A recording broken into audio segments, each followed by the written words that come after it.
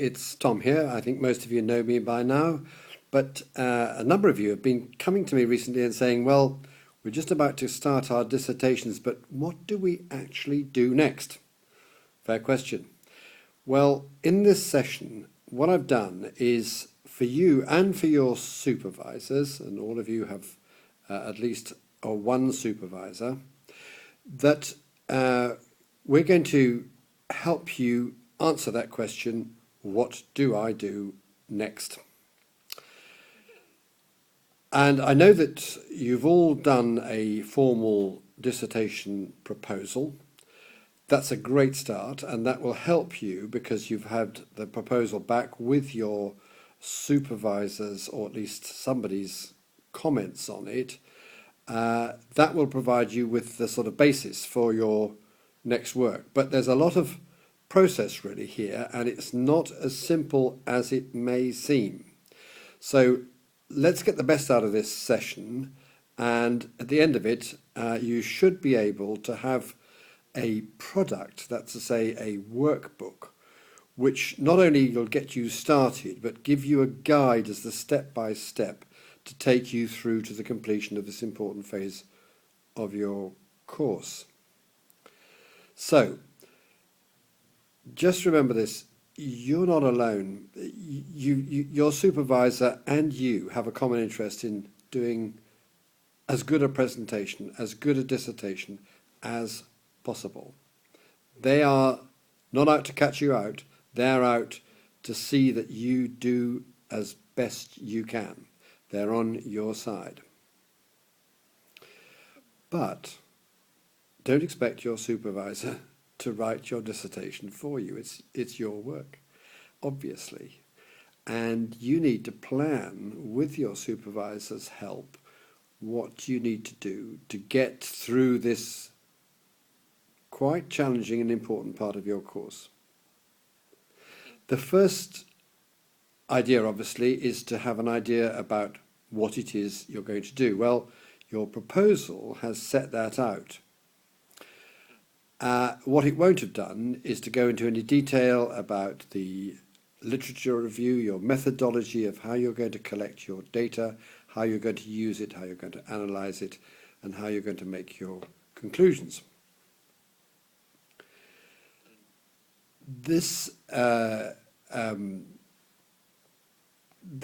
work is often something that when you actually start to get going at it, you say, well, I've really set out to answer the world's problems, and I really only need to answer my country's problems or my district's problems or even my particular institution's problems, or even a bit of that. In other words, your proposals, I'm almost certain, will be too broad and you'll want to narrow it down. Well, have no hesitation about narrowing it down. In fact, if you really want to, you don't have to follow your formal proposal at all. You can change it, but do so with your supervisor's help and guidance. Don't do it on your own without consultation.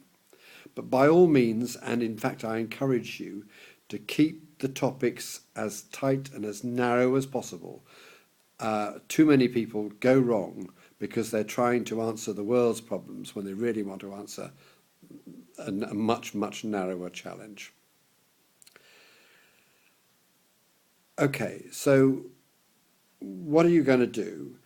You're going to not try and break new boundaries of knowledge. You're not going to take the world to a new place or have some world-beating new idea. This is an M-level dissertation. When you do your doctorates, that's when you can start to break the boundaries of knowledge. But what you will have to do, and the more you do, the better, is find some original material to draw data from.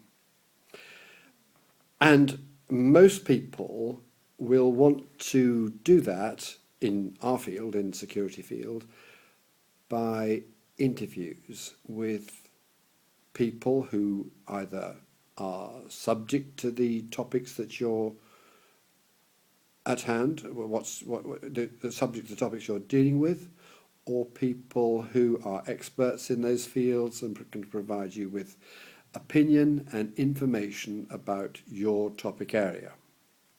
But before you interview anybody, you have to make a plan about what questions you're going to ask.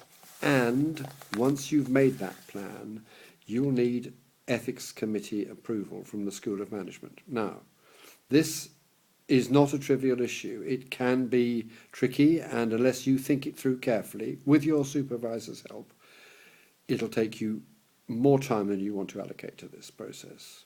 So, as well as getting you to form your work plan, this session will also give you specific guidance about how to approach the ethics clearance for your work. At the end of this session, you will have been prompted to fill in effect, a sequential work plan, which will take you from now, the start of the process, to hopefully the completion when you've got 20,000 words and a few good annexes and the bibliography down on paper and ready to hand in.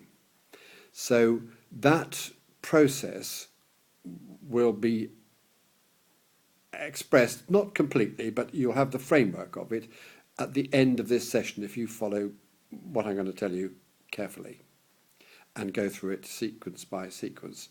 It'll probably take you the better part of a day. So allocate, not one day, you can spread it over as long as you like, but within reason, but it's going to take you about 8 hours of work to go through this whole session. The session itself has about half an hour's worth of detail for you to read, but the rest of the time will be taken up with you completing the workbook, which I'll introduce you to in the next section of this session. The idea is that the workbook that you've completed and will continue to update as you go along will serve you and your supervisor as a guide, as it were, a framework for planning your future work, the deadlines, the activities that you're going to do, and set out clearly, I hope, the responsibilities that you, your supervisor, and anybody else involved has had or will have in this process. One more thing. If at the end of this dissertation process, I'll ask you for some feedback and comment.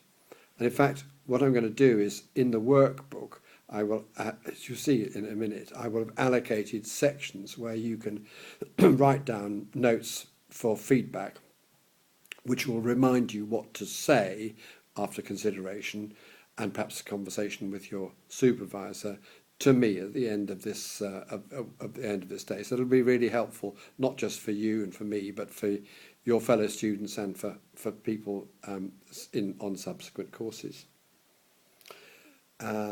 My contact details are on the page near this video, and I'd be quite happy to answer questions by email if you have difficulties on either the management of this session and how you get access to the various things I've asked you to access, read and do things with, but also any other questions you've got on your supervisor or your dissertation proposal generally.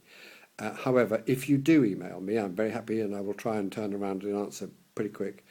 Could you also make sure that you copy your supervisor with the question?